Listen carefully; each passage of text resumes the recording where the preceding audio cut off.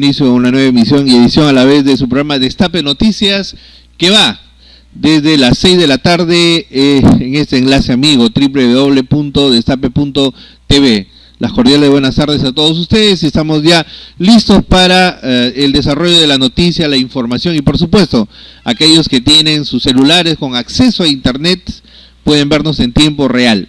Si estás camino a casa ya saliendo de la universidad o simple y llanamente estás saliendo del trabajo o estás ahí junto a tu PC, puedes vernos en tiempo real a través del enlace www.destape.tv. El día de hoy contamos ya con la muy grata presencia de un gran amigo, galardonado, laureado periodista lambayecano, y que evidentemente nos representa con mucha solvencia cada vez que hay eventos nacionales, internacionales, y creo que va a ser muy aleccionadora su presencia el día de hoy a efectos de dialogar respecto a la última experiencia de carácter internacional que él ha tenido en Colombia. Nos referimos a Larceri, él ya está con nosotros. Larceri Díaz, ¿cómo estás? Muy buenas tardes. Buenas tardes, Edwin, gracias por la invitación. Es un placer estar nuevamente contigo y con este público de Destape TV. Bueno, mi querido Larceri, definitivamente creo que este Festival Internacional de Periodismo Gabriel García Márquez ha marcado una pauta, un hito en tu carrera periodística. Sería interesante un poco que nos expliques en qué consiste este Festival Internacional de Periodismo que lleva el nombre del Premio Nobel de Literatura colombiano, el conocido Gabo, Gabriel García Márquez, y qué ha implicado para Larceri Díaz el haber sido partícipe del mismo.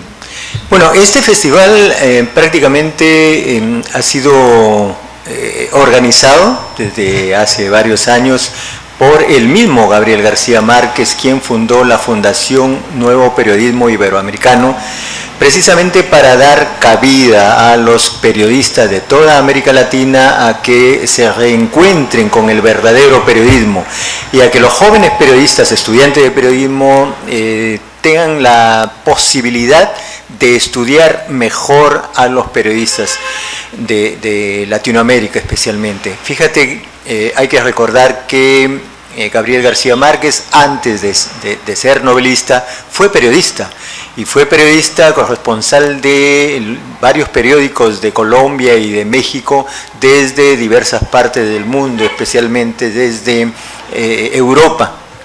Entonces, él decidió por su propia cuenta crear esta fundación, y esta fundación Nuevo Periodismo Iberoamericano organiza este festival que convoca a lo mejor del periodismo de toda América Latina, es decir, periodistas reconocidos de esta parte de América y también periodistas invitados de Estados Unidos y de Europa para que puedan ayudar a los jóvenes periodistas y a los viejos periodistas a que se reencuentren con esta profesión. Entonces, a mí particularmente me ha permitido tomar parte en diversos talleres en esta oportunidad y me siento muy satisfecho, muy orgulloso de encontrarme con elementos nuevos que me permiten a estas alturas de mi vida saber que hay mucho por hacer en periodismo, sobre todo en periodismo de investigación, sobre todo en la forma como contar las historias que suceden día a día en nuestro país, en nuestro medio, en el lugar donde estamos desarrollando esta hermosa profesión. Hay un tema ahí que sería interesante que nos comente Larceri, es el tema de la relación, que al parecer es una interacción que se da entre la literatura y el periodismo, porque no creo que sea casual que también nuestro Nobel de Literatura, Mario Vargas Llosa, sea una persona muy cercana también al periodismo. No sé si podríamos llamarlo periodista, pero sí muy cercano y muy amigo del periodismo. Él, antes de justamente ser premio Nobel, tenía su columna, su espacio radial, escribía ya en muchos diarios. Existe esa relación diríamos, de interacción fuerte entre la literatura y el periodismo, Sí, la serie? sí, por supuesto. Mario Vargas Llosa, antes de ser novelista, fue periodista, ¿no? Igual que García Márquez. Igual que García Márquez, e igualmente también muchos otros novelistas, ¿no? Recordemos Ernest Hemingway, ¿no? Antes claro, de escribir ¿Por tan quién grandes dobla la novelas, campana, por quién El viento dobla del mar, exactamente, ya era ¿no? periodista. Fue periodista, Y destacado periodista, porque era corresponsal desde España y cubrió la Guerra Civil Española, ¿no? Con gran fluidez en su expresión, al punto que los periódicos norteamericanos requerían de su presencia periodística, y luego comenzó, en base a esas experiencias logradas en la transmisión de noticias, comenzó a escribir, ¿no? Entonces, la relación entre periodismo y la literatura es muy cercana, pero sí hay que diferenciar el hecho de que el periodismo, ¿Qué es lo que el periodismo es a esas dos actividades importantes? El periodismo es real, la literatura es ficción. Exacto.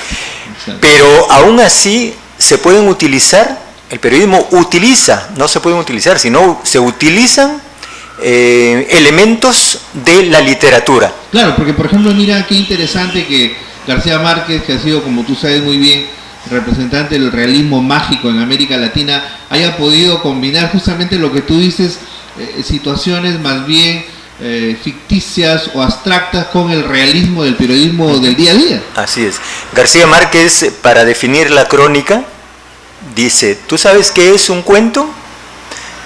Claro, uno sabe qué es un cuento. Entonces, la crónica es un cuento, pero es realidad, ¿no?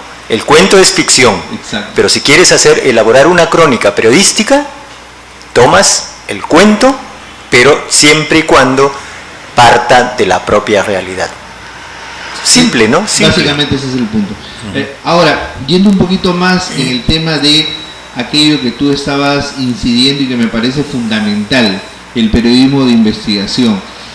Los Panama Papers ha sido uno de los hechos que en los últimos meses remeció, no digo al continente, al mundo entero. Y a Perú también. Y definitivamente el Perú estaba incluido entre estas revelaciones que se han dado. Tengo entendido que algunos de los periodistas más destacados que han tenido que ver con esos Panama Papers han estado presentes allá también contigo. Sí, estuve participando en un taller con Mariana Walker, que es fue la jefa, la líder de cerca de 300 periodistas en el mundo que investigó los Panama Papers. Entonces, y nos contó cómo había sido este proceso de investigación, en la medida en que muchos periodistas y medios, es decir, dueños de periódicos, se comprometieron a esta investigación tan confidencial que incluso se dio una fecha y una hora exacta para que se dé a conocer al mundo. Ahora, el tema de la confidencialidad, Larceri, tú sabes, es un tema fundamental, pero tiene mucho que ver con el profesionalismo, ¿verdad? O sea, estamos aquí en un medio, y yo no creo que el Perú sea el único país donde a veces el periodista está a la casa de la última información, de la primicia, y un poco como que si él lanzó la primicia, definitivamente es un hecho muy importante para él y para su medio, y los demás como que lo toman un poquito, como que ya, bueno, si él habló sobre eso, yo para qué voy a hacerlo yo, ¿no? Sí, pues, pero fíjate, Mariana Walker partió del hecho primero de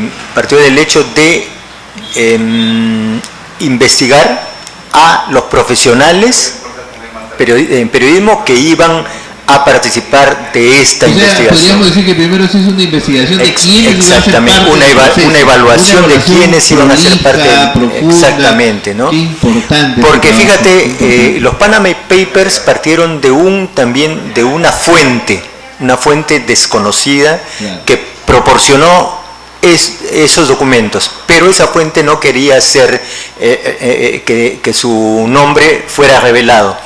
Entonces, ellos tenían esos documentos y a partir de ahí tenían que elaborar esa investigación. Entonces, ¿quiénes iban a elaborar esa investigación? Porque imagínate, también habían involucrados, gente involucrada de Perú. Entonces, escoger a periodistas de Perú, ¿no?, que también fueran parte de esta investigación era una tarea demasiado complicada, ¿no? Sí, pero felizmente sí llegaron a esa determinación. El poeta son pocos, pero son. Son pocos, pero son. Sí, por supuesto. Hay gente seria que ha demostrado profesionalismo y que hace trabajo de investigación ya a buen tiempo aquí en el Perú. Sí. Y que justamente gracias a ellos que se han conocido un sinnúmero de casos y que la opinión pública ha sido partícipe justamente de esos procesos de investigación, que son trabajos que generalmente demoran buen tiempo, ¿no? O sea, un trabajo de investigación periodístico fácil puede demorar 2, 3 a más años, ¿verdad? Claro, y además lo que tú decías, ¿no?, que un medio no quiere saber nada del otro medio porque ya publicó esa información. El hecho ahora en periodismo actual, moderno, tiene que trabajarse colaborativamente, sistematizadamente, tiene que trabajarse con integración, creo que, ¿no?, ese concepto es bueno relevarlo, Larcerio. O sea, debe haber un periodismo, si se quiere, de ayuda mutua a periodistas. De hecho, ¿verdad?, definitivamente, es lo que también nos dijo Martin Baron, que actualmente es el director del periódico norteamericano The Washington Post y que fue editor en el 2001 del diario The Boston Globe, el que descubrió, tras un trabajo de investigación, a 90 curas pedófilos solamente en la ciudad de Boston. Y por esa investigación ganó el premio Pulitzer, él y su equipo, y también fue motivo de que ese proceso fuera captado en una película que este año ganó el premio Oscar, se llama Spotlight, ¿no? Entonces, él nos decía, ¿no?, ahora el trabajo ya no es individual, el trabajo es colaborativo, el trabajo es de participación mutua, no solamente dentro de un periódico, sino de uno y más periódicos, ¿no? Y el trabajo, ¿por qué? Porque ya estamos viviendo en la época de Internet, donde en algún momento el Internet, si bien hoy no lo es, pero en algún momento se va a convertir en un periódico. Claro que hay periódicos digitales, ¿cierto? Sí, supuesto, pero en un periódico generalizado, en un periódico donde el periodista pueda participar con otro y con otro. Entonces, eso vamos tendiendo a esto. ¿Por qué decía esto? Porque en el 2000, cuando él hizo la investigación en el The Boston Globe, no había el Internet que hay hoy, no se conocía esta fuerza magnética, esta fuerza integracionista del Internet y de comunicación de ida y vuelta. Exacto, así es, ¿no? El periodismo, el periodismo 3.0, ¿no? Solamente había el Internet o la web, así que yo colgaba mis trabajos, o en todo caso descargaba trabajos. Ahora ya es un periodismo, no había interacción como en este momento, por ejemplo, live, ¿no? Con destape en el aire, ¿no? Entonces eso es lo que nos llena y nos hace ver al periodismo de otra forma, ¿no? Ahora, yo creo que el día de hoy, tú que has estado en Colombia, Larcerio, has podido de alguna forma percibir el trabajo del proceso de paz que se ha trabajado fuertemente, valga la redundancia, y que creo en la práctica ha originado o ha desencadenado un resultado, una conclusión, desde mi punto de vista, no sé qué opinarás tú, por demás justa, una retribución, creo, al esfuerzo, al trabajo, a ese tesón de parte de Juan Manuel Santos, presidente colombiano, de poder, si se quiere, jugársela por entero en este tema de buscar la paz para Colombia. Hoy justamente se conoció a través de la Academia Sueca que él había sido galardonado como el Premio Nobel de la Paz 2016. Claro, sí, exactamente. Y a mí me parece extraordinario, me parece una buena decisión de darle en diciembre el Premio Nobel de la Paz, porque fíjate, hace ya varios años está en ese interés. Y antes en su gobierno anterior y con este gobierno. Y fíjate, y como periodista uno busca la información continuamente, constantemente. Yo viajaba en el avión porque de Perú bajé en Bogotá y tomé el avión a Medellín. Se hace escala en Bogotá. Exactamente, no se va a la ciudad, pero eso me permitió que en el avión de Bogotá a Medellín tuve una compañera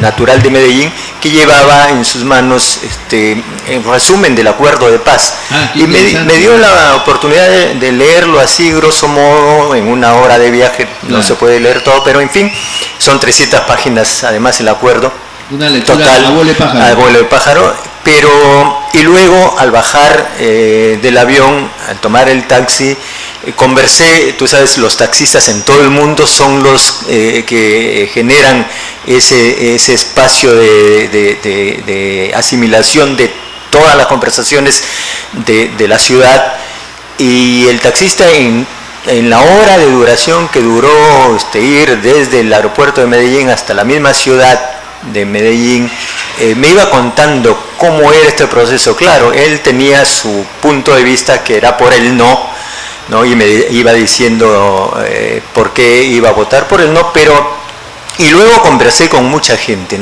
y efectivamente el día domingo, antes de que se cierre, porque no fue obligatorio el referéndum, pero lamentablemente el 60% de votantes no fue a votar. Entonces, mayoritariamente. Entonces, los que de repente creyeron en el sí se estarían arrepintiendo a las 6 de la tarde que el no ganó, porque las encuestas daban a favor del sí, que iba a ganar el sí, ¿no? Pero a las 7 de la noche del domingo, el presidente Juan Manuel Santos salió en primer lugar a aceptar que había perdido, porque él estaba a favor del sí, que había perdido y que había ganado el no. Y luego el presidente Uribe salió, pero el presidente Santos dijo, convoco a partir de mañana a todos los opositores, los que están a favor del no, para integrarnos y buscar una solución para que la paz sí se realice. Exactamente. Y felizmente el expresidente Uribe reconoció y aceptó. Y actuó con madurez. Y actuó con madurez. Igualmente. Actuó en la clase política. Exactamente, ¿no? Lo primero que yo pensé cuando se dio eso es en el Acuerdo Nacional Chileno y en el Pacto de la Moncloa en España. O sea, pero eso, como tú sabes, el Arceri equivale a tener una clase política madura. Madura.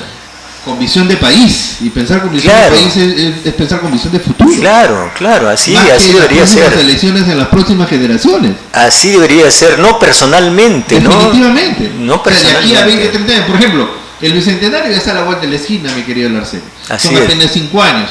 Entonces la pregunta es, ¿y de qué manera nos estamos preparando para recibir el país el 2021, y en qué medida cada uno de nosotros asumimos un compromiso de ciudadanos para que nuestro país no sea el mismo de hoy? Fíjate, incluso los líderes revolucionarios, del frente, con Timochenko a la cabeza, dijeron, lamentablemente se ha perdido, pero seguimos dando una tregua para que se integre esta posibilidad de encontrar la paz, Y en este momento, incluso al conocerse esta mañana que el presidente Santos va a recibir el premio Nobel, Timochenko ha dicho, que felicita al presidente Santos y esto de alguna forma motiva que los colombianos sigan buscando esta paz que después de 52 años y después de muchos muertos, miles de muertos, debe llegar a Colombia, ¿no? Bueno, definitivamente la guerrilla más longeva del planeta y que en realidad por un montón de situaciones que son cuestionables también, porque nadie va a desconocer que en los últimos años grandes sectores de la FARC se anexaron al narcotráfico, de hecho, y un poco el insumo del combustible que la guerrilla haya podido solventarse y haya podido procurarse su habituallamiento, la logística y toda su capacidad y potencia de guerra, era justamente por ese, si se quiere, esa alianza no tan santa con el narcotráfico, ¿no? Sí, pues lo que también sucede en algunos sectores del Perú, ¿no? Bueno, lamentablemente. En el caso del BRAE. Sí, pues. ¿No? Y sucedía mucho más antes del Arsenio. Así es. Que cada vuelo en Campanilla, y eso lo cuenta el mismo Vaticano, las Fuerzas Armadas se encargaban de distraer, ¿no? Eran distractores. Con el tema del narcotráfico, o sea, Sendero se encargaba de distraer para que las avionetas que iban a Colombia, otros con lugares, gente del gobierno, Vladimiro Montesinos es un cabeza de todo eso, ¿no? O sea, son cosas que se han dado en el Perú, y también tenemos experiencia. También tenemos la experiencia. Ahora, esa. Mi querido Larceri, un poco más situándonos en nuestra realidad, ¿cómo crees tú que en esa perspectiva el periodismo de investigación puede tener éxito a partir de las experiencias que se han dado en el mundo, en América Latina y sobre todo en base a nuestra realidad? ¿De qué manera crees tú que sí es posible hacer periodismo de investigación? Mira, lo primero es un trabajo colaborativo, básicamente. Esa es una premisa fundamental. De hecho.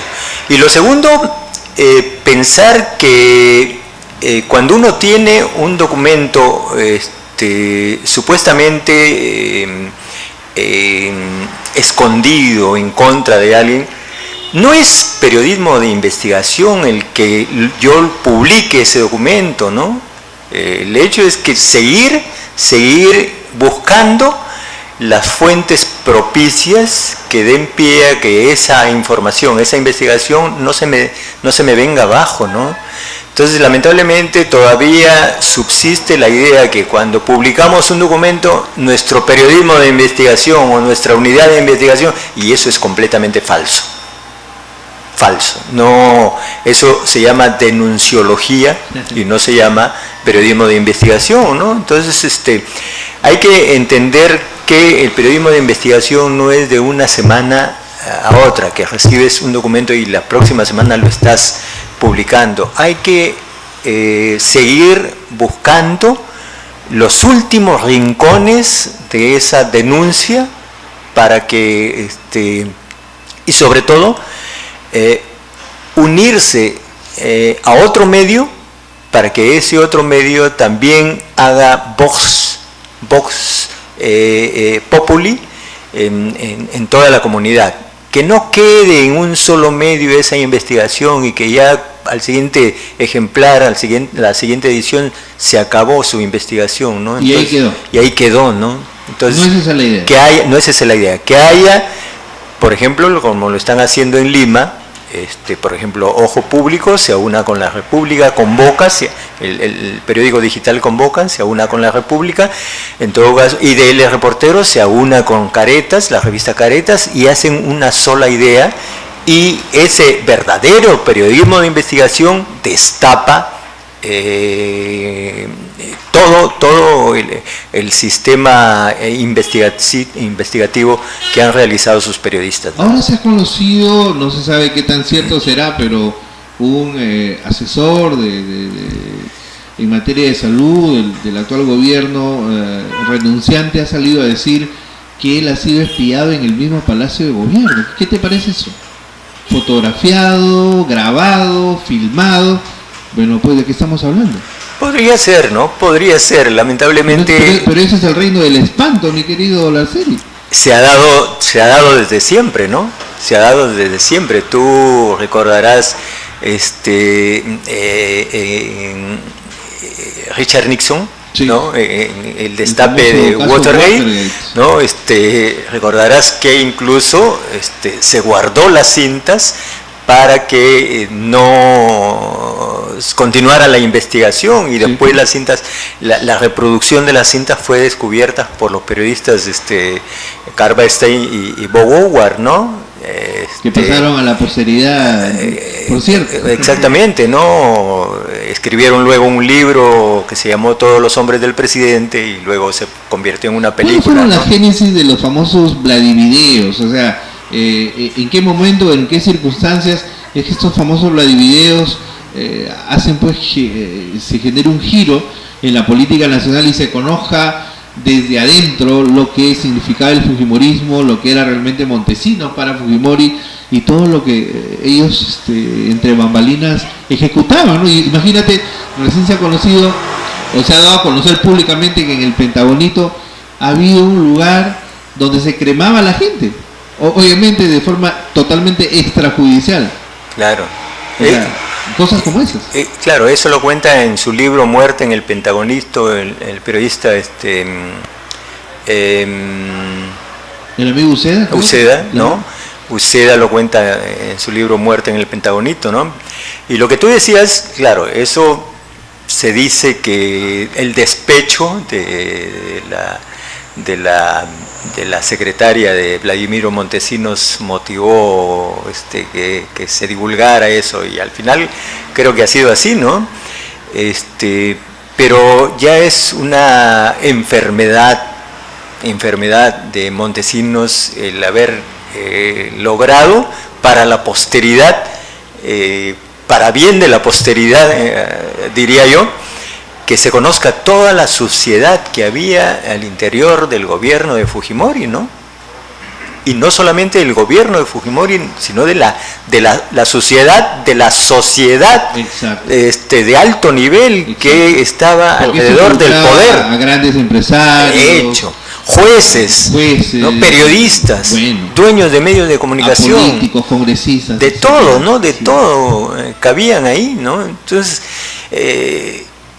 y justamente el primero que cae, bueno, el primero que se da a conocer de quién estaba en este tipo de visitas a la famosa salita del CIN era Alberto Curi Bumachar, claro, que alcalde, era congresista en ese momento. Ajá. O sea, estamos hablando que gran parte de la clase política estaba siendo secuestrada por todo un régimen, de hecho, y en todo caso mostrando abyección al mismo. Secuestrada pero con dinero, comprada con dinero, ¿no? Es. Comprada con miles de soles, ¿no? Y lamentablemente Curi, y Montesinos aparecía con fajo en mano. Así es. No era una cuestión de que Curi fue un pequeñito, una suma pequeñita, 15.000 soles, lo que podríamos llamar un sencillo, ¿no? Para las montañas de dinero que se veían para los otros, ¿no? Para los famosos diarios chicha, por ejemplo. Pero eso, fíjate, eso que vimos, que descubrimos a través de los Vladivideos, se ha dado siempre detrás del poder, ¿no? Las organizaciones que están detrás, o las personas que están detrás del poder de los gobiernos, manejan esas estructuras mafiosas, y bueno, pues los que caen son los que de repente son débiles éticamente construidos, ¿no? En su formación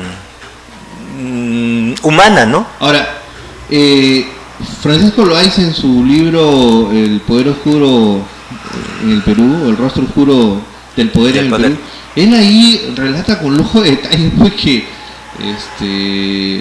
ni Fujimori ni Montesinos pues eran químicamente puros ya desde antes de llegar al gobierno, o sea, cada quien tenía lo suyo, y tú debes recordar que Hildebrand hace una denuncia justamente de un tema de terrenos, en los cuales Fujimori estaba metido, y aparte también se sabía que el señor, siendo rector, acosaba a alumnas en la Universidad Agraria de La Molina, o sea, conducta ética, por decirlo menos, reprochable, ¿no? Claro, antes de ser rector de la Universidad de La Molina, no era tan buen tipo. El chinito que aparecía en el tractor. Al punto, Edwin, que eso le dolió o le dolía a su misma esposa, ¿no? La señora Susana supuesto. Higuchi sale a denunciar que sus cuñados estaban haciendo una mafia con la venta de ropa. La mejor ropa que venía. Exactamente, ¿no?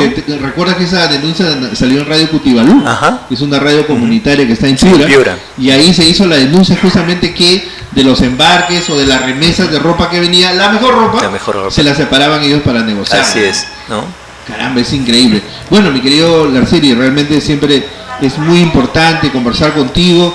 Yo quiero comprometerte para más adelante, no sé, de repente, de acuerdo a tu disponibilidad de tiempo, estar aquí con nosotros, pero igual yo te agradezco por haber venido y quisiera que des pues un mensaje a la nueva jornada de periodistas. Tú que eres un maestro del periodismo. Muy bien, gracias y efectivamente, ¿no? También es un gusto estar contigo, estar con los amigos que nos están viendo y escuchando en estos momentos y siempre.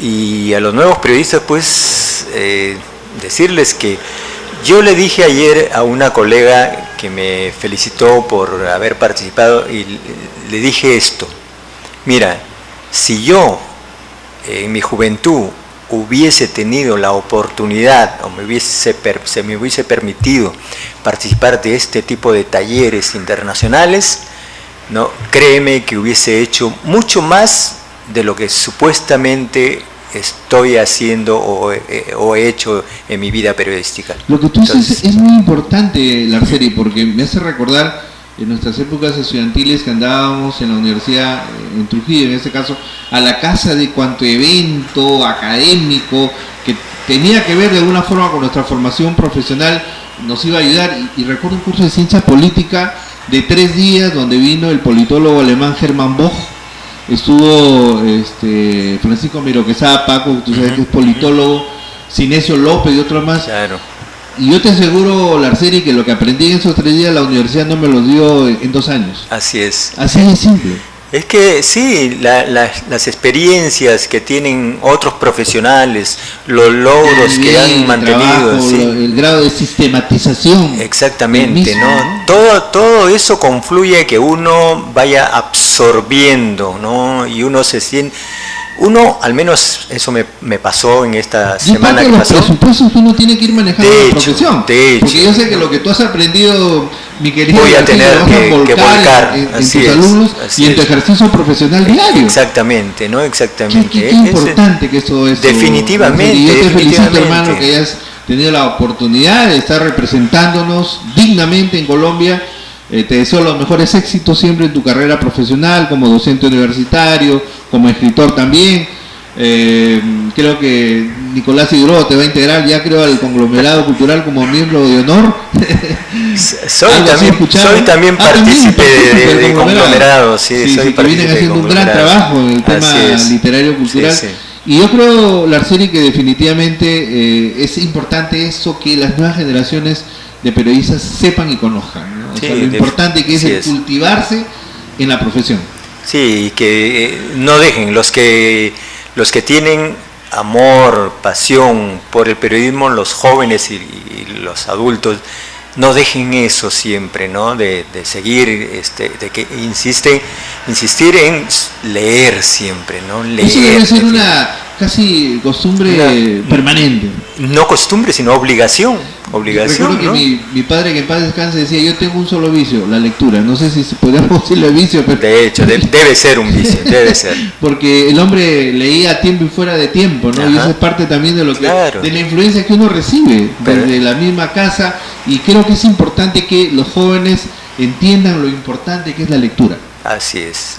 Lo fundamental que es la lectura. Sobre todo, Edwin, nosotros los periodistas, ¿no? Que no tenemos otra herramienta. Exacto. No es la cámara, no es la máquina de escribir, no es la filmadora, no es el micrófono, no es el micrófono, es la palabra.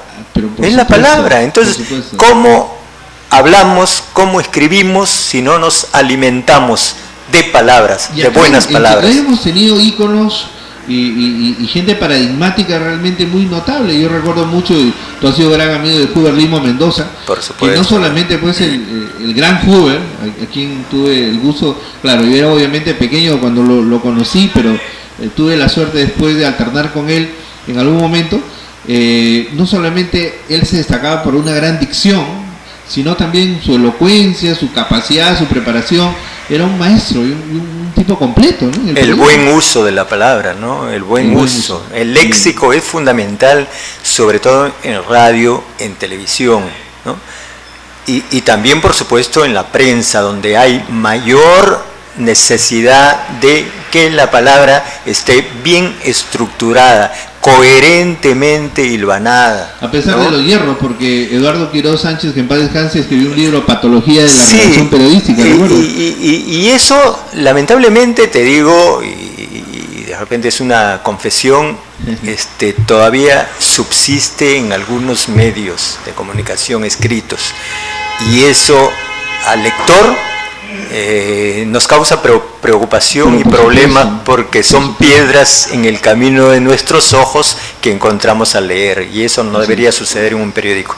Una vez más, Larceri, muchas gracias, siempre es sabroso conversar contigo. Gracias. Muy edificante, y yo creo que una vez que esto se cuelgue en la red lo vamos a viralizar, porque es importante que todas las personas conozcan de la versación, de la experiencia, de la expertise de un periodista como Larceri Díaz. Una vez más, Larceri, muchas gracias, y ya estaremos convocándote muy pronto para seguir dialogando sobre periodismo, realidad nacional, sobre todo aquello de lo cual tú nos puedes hablar. Muy bien, muchas gracias, Edwin, muchas gracias a quienes conforman Destape, a Víctor, y gracias a todos ustedes que siempre nos siguen. Regresamos, amigos de Destape Noticias, luego la